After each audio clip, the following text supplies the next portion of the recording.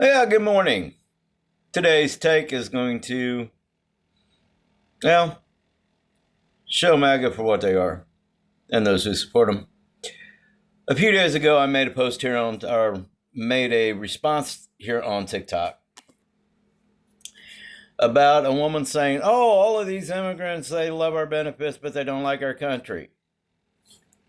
Yeah, so I put in there, well, the people that are going to be affected most by the shutdown and the removal of benefits November the 1st are majority white.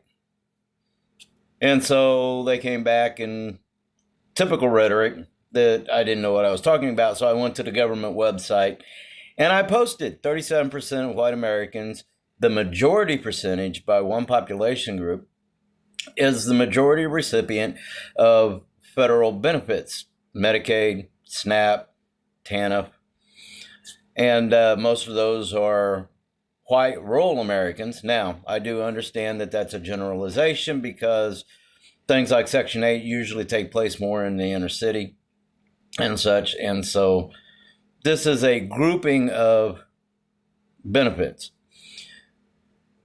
And so three comments really struck me. The first one was, oh, well, you tried LOL. No, I didn't try. I took the government demographics and I put them out there for you to see. And you're just apparently unintelligent and don't know how to read simple words. The second comment that I got was, why do you have to bring color into it? Well, isn't it amazing that the people in that are oppressors, they have no problem making color an issue until you use that same logic against them.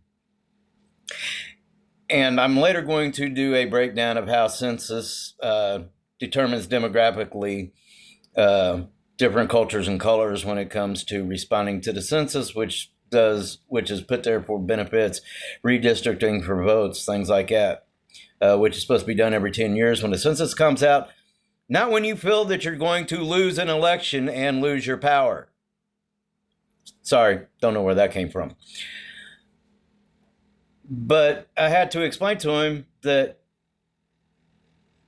at 37%, well, they go, well, that's not over 50%, so that's not a majority. Yeah, actually it is, because you have to combine to other groups to get higher than that. 37% white Americans are the majority of those who are going to be affected by benefits, which is those affected by benefits are going to be 12% of the U.S. population. The third comment that I got, and I love this because it had nothing to do with the conversation or the topic at hand, was, well, you don't see the whites burning the American flag. Oh, really? Apparently, the person just stepped off of Neptune and came to the planet, because if you go back through history in the U.S. of political protest when the flag is being burned, the majority of that started during the Vietnam protests for the Vietnam War, and those were white, rich college students for the most part. Didn't want to go. They burned the American flag. Here's something else that most people don't understand. Yes, I know Trump signed his little edict about it being a crime. Well, first of all, those aren't laws. Those are statutes that are put in place by a sitting president that can be removed either by the next president or by Congress if they choose to do so. They are not set in stone. So he could say whatever he wants.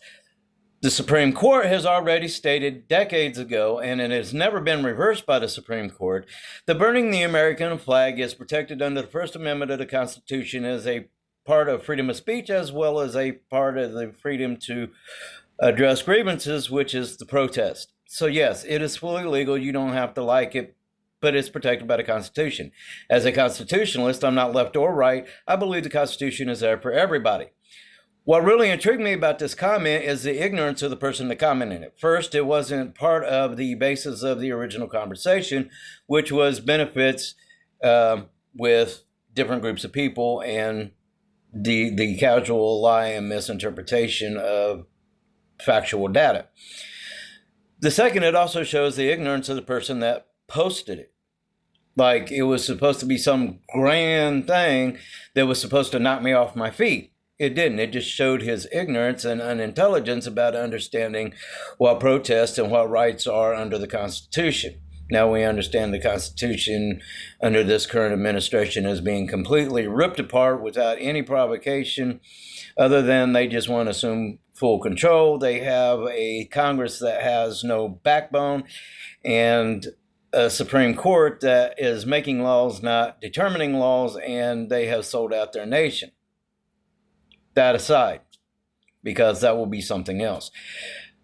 When I do my breakdown of the census, it probably won't originally be here on TikTok. It'll probably be on like YouTube or on my podcast, because it's going to take more than 10 minutes to start explaining it. But here's a general breakdown of why demographics for benefits receiving is broke down into white, African American, Asian, Indigenous, Hispanic, and other.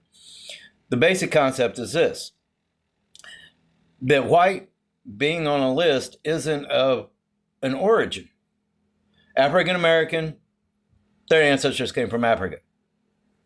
Asian, which also covers Polynesian, they came from either the Pacific or they came from Asia. Hispanic came from the southwest of now U.S. and everything below the border. Indigenous are those people who were here when the white folks showed up. A simple breakdown of white is not based upon where you originate from. And if you go back and look, and I will explain this more when I do my podcast or my video cast, is that they take a whole bunch of people and put them in the white category. There's a reason you don't see Middle Eastern in the demographics. Middle Easterners, by definition, under white law, under U.S. law, are white. That came from a court case back in the early to mid 20th century when somebody from the Middle East was here and he was being discriminated against. He took it to court and he goes, "I'm white." And ever since that court rendered its decision, Middle Easterners are declared white in the census and all government demographics. So yes, you now have this huge population that came in from areas of the Middle East, the Levant, that are now classified as white. And so that adds to the white population. If you were going to break it down demographically like you break every other group down, you would break it down by, are they European? You could even break that down going Eastern European, Western European. Are they Middle Eastern? Are they Levant? Are they Arabic? See, all of that plays into the whole white category, because it is the only category that is not broke down by regional area. So that shows you that the census and your employment papers and all of that stuff, where you have to mark a little box. And for all of those that you have asked and that have commented on some of my posts in the past, I claim Hispanic and other. Hispanic because of my indigenous Mexican heritage, despite the fact that my familial lines in modern times is European. I only claim the Irish for the most part.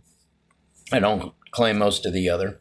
But I claim Hispanic and I claim other because of my genetics. And here's an interesting thing. You can claim whatever you want to claim. You don't have to prove to the government by genealogy or anything else. I can prove it by my genetic structure, by the genome interpretations. So I claim more from Hispanic in the area of the Levant, which takes in Palestine, Jordan, that area right there. And so I associate with those. That is what I claim. Because white is such a varying term, takes in so much that it's actually non-descriptive. It's just racist. Because like I said, it is the only one, and I will deal with this later, that is not broke down by geographical area, places of origin. That's today's take. Have a great day.